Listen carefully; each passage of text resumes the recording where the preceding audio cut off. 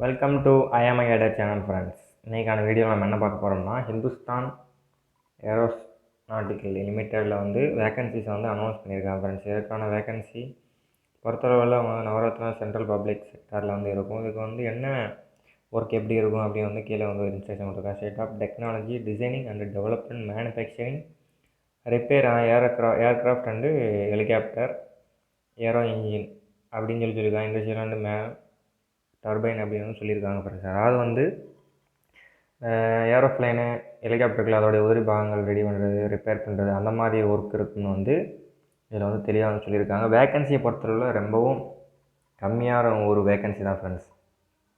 Assistant engineering எலக்ட்ரிக்ஷன் முடிச்சிருந்தால் நீங்கள் வந்து 3 vacancy வந்து கொடுத்துருக்காங்க. டிகிரி ஆஃப் இன்ஜினியரிங் டெக்னாலஜி டிசிப்ளினில் வந்து electronics, electrical, communication, instrument and control அப்படின்னு சொல்லிட்டு வந்து நிறையா வந்து கொடுத்துருக்காங்க. நீங்கள் என்ன டிசிப்ளினில் இருக்க முடியுங்க. இந்த பிடிஎஃப் வந்து உங்கள் டெலகிராம் சேனலில் வந்து நான் ஷேர் பண்ணுறேன். நம்ம டெலகிராம் ஐஎம்ஐ ஐடரில் ஏன்னா இதுக்கு வந்து ஆஃப்லைனில் தான் நீங்கள் வந்து அப்ளை பண்ணுற மாதிரி இருக்கும். அப்ளிகேஷன் ஃபில் பண்ணி போஸ்ட்டில் வந்து சென்ட் பண்ணுற மாதிரி இருக்கும். அது வந்து லாஸ்ட் டேட் கொடுத்துருக்காங்க 15 சம்திங் நினைக்கிறேன். அது வந்து என்னென்னு பார்த்து சொல்கிறேன். அசிஸ்டன்ட் இன்ஜினியரிங் சொல்லிட்டு மெக்கானிக்கலில் ஒரு 2 வேக்கன்சி வந்து கொடுத்துருக்காங்க. அன்ரிசர்வ்டில் ஓபிசியில் வந்து ஒரு வேக்கன்சி வந்து கொடுத்துருக்காங்க ஃப்ரெண்ட்ஸ். இதுக்கு வந்து டிகிரி ஆஃப் இன்ஜினியரிங் வந்து டெக்னாலஜி மெக்கானிக்கல் டிசிப்ளினை வந்து முடிச்சிருந்தா இதுக்கு வந்து அப்ளை பண்ணலாம். அப்புறம் வந்து ரிசர்வேஷன் வந்து கொடுத்துருக்காங்க. பிடபிள்யூ கேண்டிடேட் அந்த 45% வந்து கொடுத்துருக்காங்க. அது அப்படின்னு தெளிவாக வந்து சொல்லியிருக்காங்க. ஒவ்வொரு இதுவும் வந்து தெளிவாக வந்து சொல்லியிருக்காங்க. அதனால் வந்து படித்து பார்த்துங்க. எதாவது டவுட் இருந்தால் கமெண்ட் செக்ஷன் என்ன முடிஞ்சாலும். குவாலிஃபிகேஷன் பொறுத்தவரை வந்து ஃபுல் டைம் மூடில் வந்து நீங்கள் இது பண்ணால் மட்டும் தான் ஃப்ரெண்ட்ஸ் இதுக்கு வந்து எலிஜிபிள். ரெகுலரில் பண்ணியிருக்கணும். அப்போ தான் வந்து நீ இதுக்கு வந்து அப்ளை பண்ண முடியும். நான் கரஸில் பண்ணியிருக்கேன் டிஸ்டன்ஸ் அப்படின்னா வந்து இதுக்கு வந்து எலிஜிபிள் கிடையாது. கரஸ்பாண்ட் டிஸ்டன்ஸ் வந்து பார்ட் டைம் ரெகுலர் நாட் எலிஜிபிள்னு சொல்லி அவங்க தெளிவாக வந்து சொல்லிட்டாங்க. அதாவது கரஸ்லேயோ பார்ட் டைம்லாம் நீங்கள் பண்ணியிருந்தீங்கன்னா இதுக்கு எலிஜிபிள் கிடையாது. ஃபுல் டைமில் பண்ணியிருந்தால் மட்டும்தான் நீங்கள் வந்து எலிஜிபிள் வந்து சொல்லிட்டாங்க. அதான் தெளிவாக பார்த்துங்க. ஒவ்வொரு சம்மளையும் வந்து 60% மார்க் எபோவ் வந்து சிஜிஏ ஒவ்வொரு சம்மளையும் வந்து எடுத்துருக்கணும் அப்படின்னு வந்து சொல்லியிருக்காங்க. ரவுண்ட் ஆஃப் ஆகிருக்கணும் கரெக்டாக. நீங்கள் வந்து ரவுண்ட் ஆஃப் ஆகாமல் 59.5 எடுத்தனா கூட இதுக்கு வந்து நீங்கள் வந்து அப்ளை பண்ண வேணாம் வந்து சொல்கிற மாதிரி சொல்லியிருக்காங்க. டிசிப்ளினரி வந்து பிரான்ச் வந்து வேறு பிரான்ச்சாக இருந்தாலும் நாங்கள் இது வந்து எலிஜிபிள் எடுத்துக்க மாட்டோம்னு வந்து சொல்லியிருக்காங்க. ஏஜ் லிமிட்டை பொறுத்தளவில் ரேங்க் ஆஃப் இது வந்து கொடுத்துருக்காங்க. ஏஜ் லிமிட் வந்து 35 வயசு வரை நீங்கள் வந்து அப்ளை பண்ண ரிலாக்ஸேஷன் வந்து கொடுத்துருக்காங்க. ஏன்னா அன்ரிசர்வ்டு வேகன்சி வந்து கொடுத்துருக்கறனால இதுக்கு நீங்கள் வந்து ஓபிசியில் ஒரு சில கேண்டிடேட் அப்ளை பண்ணலாம். 3 இயர்ஸ் ரிலாக்ஸேஷன் வந்து கொடுத்துருக்காங்க. அனதர் எஸ்சி/எஸ்டி கேண்டிடேட் வந்து அதை பற்றி வந்து சொல்லலை. ஜம்மு அண்ட் கேக்கு வந்து ஒரு 5 இயர்ஸ் வந்து கொடுத்துருக்காங்க. நீங்கள் அன்ரிசர்வ்டு ஓபிசி கேண்டிடேட் வந்து அன்ரிசர்வ் அப்ளை பண்ணும்போது உங்களுக்கு வந்து ரிலாக்ஸேஷன் வந்து இருக்காது ஃப்ரெண்ட்ஸ். அதனால் வந்து 35 வரை தான் நீங்கள் அப்ளை பண்ணுற மாதிரி இருக்கும். அப்புறம் சர்வீஸ் பாண்டுன்னு சொல்லி தனியாக வந்து கொடுத்துருக்காங்க. ஆஃப்டர் ஜாயினிங் இப்போ பர்மனெண்ட் ஜாப் தானே உங்களுக்கு. அதனால் வந்து 2 இயர்ஸ் பாண்ட் மாதிரி ரெடி பண்ணணும்னு வச்சுக்கோங்க. 2 இயர் கன்ஃபர்மேஷனுக்காக ரெகுலராக நீங்கள் வந்து கரெக்டாக ஒர்க் பண்ணுறீங்களா பார்த்துட்டிங்கன்னா சப்போர்ட் மேக்ஸிமம் 2 lakhs வந்து கொடுப்பாங்கன்னு சொல்லியிருக்காங்க. அதுக்கப்புறம் வந்து ரீவேஷன் பர்மனெண்ட் ஆன பிறகு உங்களுக்கு வந்து மந்த்லி வந்து 1,20,000 சேலரி இருக்கும்.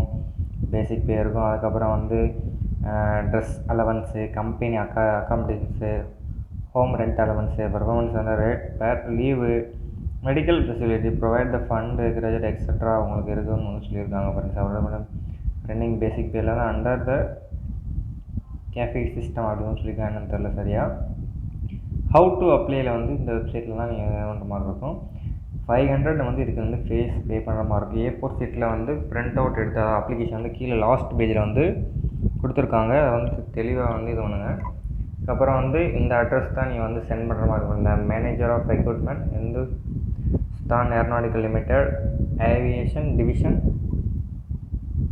பாலநங்கர் ஹைதராபாத் அப்படின்னு சொல்லி சொல்லியிருக்காங்க. அது வந்து இந்த அட்ரஸ் ஹைதராபாத்தில் தான் எஸ்டிலாம் இருக்கும். அதுக்கப்புறம் வந்து ஆர்டினரி போஸ்ட்டு வந்து speed post, register post, courier இந்த மோட்லாம் நீங்கள் வந்து அனுப்பலாம் வந்து சொல்லியிருக்காங்க. அதர் மோடு வந்து ஃபேக்ஸு, இமெயில் அந்த மாதிரி எதுலையும் அனுப்பினா அக்செப்ட் பண்ண மாட்டோம் அப்படின்னு வந்து தெளிவாக வந்து சொல்லியிருக்காங்க. நீங்கள் வந்து நோ டாக்குமெண்ட்ஸ் அதாவது சர்டிஃபிகேட் ஒரிஜினல் எதுவும் அனுப்பிடாதீங்க அந்த மாதிரி வந்து நிறையா வந்து சொல்லியிருக்காங்க. அப்ளிகேஷன் ஃபீஸ் தான் ஃப்ரெண்ட்ஸ் ஹையாக இருக்குது. 500 நான் ரீஃபண்டபிள் தான். இதுக்கு வந்து லாஸ்ட் ப்ரொவைடிங் டேட்டா 17, த ப்ரொவைடிங் டேட் 17 அப்படின்னு ஏதோ கொடுத்துருக்காங்க.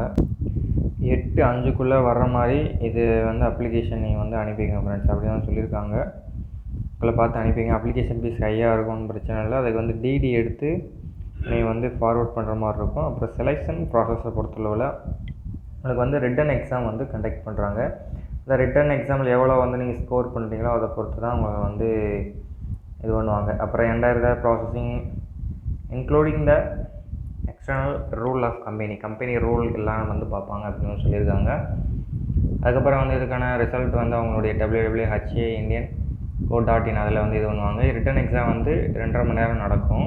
உங்களுக்கு வந்து டெஸ்ட் வில் பி 3 பார்ட்டாக நடக்கும்னு சொல்லியிருக்காங்க. கம்ப்ரைஸ்டாக மல்டிபிள் சாய்ஸ் கொஸ்டின் வந்து கேட்பாங்க. பார்ட் 1ல் வந்து 20 கொஸ்டின் ஜென்ரல் அவேர்னஸ் இருக்கும். பார்ட் 2ல் வந்து கன்சிடர் 40 கொஸ்டின் இங்கிலீஷ் அண்ட் ரீசனிங்கில் இருக்கும். பார்ட் 3ல் வந்து 100 கொஸ்டின்ஸ் இருக்குன்னு சொல்லியிருக்காங்க. அதுக்கு வந்து ஒரு டிசிப்ளின், அதாவது என்ன டிபார்ட்மெண்ட்டு அதை பொறுத்து இருக்குன்னு சொல்லியிருக்காங்க.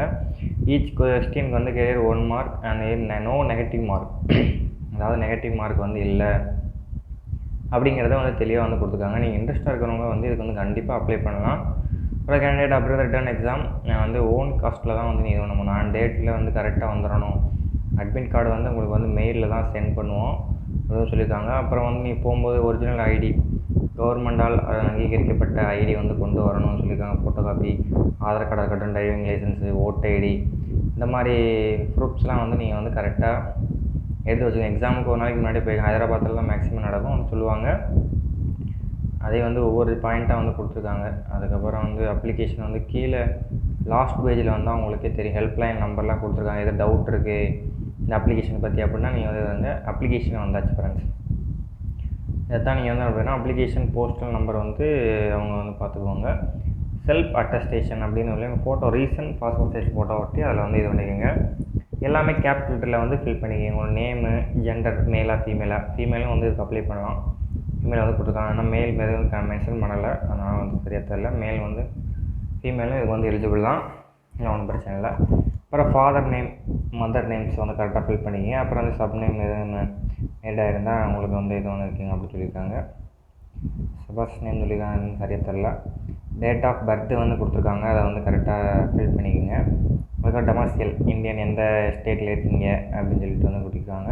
அதுக்கப்புறம் email ID, contact mailing address, அதாவது பர்மனன்ட் அட்ரஸ் என்ன, இது என்ன கரெக்டாக சொல்லியிருக்காங்க. உங்கள் நியரஸ்ட் ரயில்வே ஸ்டேஷன் எது, கரண்ட்டு அட்ரஸ்லேருந்து எப்படி இருக்குது, என்ன ரிலீஜியன், உங்கள் லாங்குவேஜ் ரிட்டன் டெஸ்ட்டு 2 லாங்குவேஜில் தான் கொடுத்துருக்காங்க, இங்கிலீஷ் ஆர் ஹிந்தி 2ல் மட்டும் தான் உங்களால் எழுத முடியும். அதுக்கப்புறம் வந்து வேறு எதாவது டொமஸ்டியல் எங்கேயாவது வந்து நாளை பேசிக்கலாம்னு நோன் கொடுத்துக்குங்க. சர்க்குலர் டேட் ஓபிசி அந்த இது என்ன இதுன்னு கொடுத்துக்கோங்க. பிடபிள்யூ கேண்டிடேட் அந்த எஸ்ஆர்னோ கொடுத்துக்கோங்க. சர்வீஸ் மேனாக இருந்தால் நோ கொடுத்துக்கோங்க. அப்புறம் வந்து மந்த் ஆஃப் இயர் வந்து கேட்டிருக்காங்க. அட்டன் இன்டர்வியூ எதுவும் அட்டன் பண்ணியிருக்கீங்களா, இயர்லி லிஸ்ட்டு அப்படின்னு வந்து கேட்டிருக்காங்க. இருந்தால் என்னென்னு கொடுத்துக்கோங்க, இல்லைனா ஒன்றும் பிரச்சனை இல்லை. அப்புறம் வந்து க்ளோஸ் ரேஸ் வாக்கிங் எதுக்கு முன்னாடி எதுவும் அட்டன் பண்ணிக்கலாம் அப்படிங்கிற இருந்தால் ஒன்றும் பிரச்சனை இல்லை. பேசிக் டீட்டெயிலாம் கொடுத்துருக்காங்க. அப்புறம் எஜுகேஷன் குவாலிஃபிகேஷன் சர்டிஃபிகேட் அப்படிங்கிற என்ன ஸ்கூலில் படிச்சிருக்கீங்க, எந்த காலேஜ் அப்படின்னு வந்து சின்ன சின்ன இதாக தான் கேட்குறேன். எவ்வளோ மார்க்கு மேக்ஸிமம், எந்த இயர் பாஸ் பண்ணீங்க, அந்த மாதிரி வந்து தெளிவாக வந்து கொடுத்துருக்காங்க. உங்களுடைய அனுப்பும் போது செல்ஃப் அட்டஸ்டேஷன் கொடுத்து லாஸ்ட்டில் உங்களுடைய இது எடுத்துங்க. அப்புறம் டிடி நம்பரு, எதிர்க்கு என்வலப்பில் வந்து ஒரிஜினல் டிடி என்க்ளோஸ் அப்ளிகேஷன் சொல்லியிருக்காங்க. ப்ளேஸ் டேட் கொடுத்துக்கோங்க.